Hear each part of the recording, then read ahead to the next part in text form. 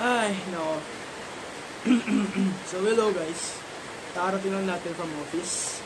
And as you can see, kasama naman si Manong. Nagkapote na ako nito Pero kahit nagkapote tayo, basa pa rin yung harap na part. Yung gilid, wala naman Ay, nako.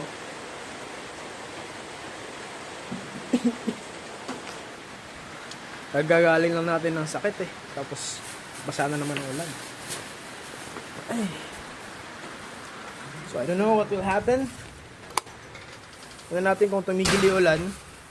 Baka makalabas tayo para makapag-jogging. Pero pag hindi, abay, iyak na naman tayo. Our plans will be canceled again. So, dahil basa naman na nga tayo,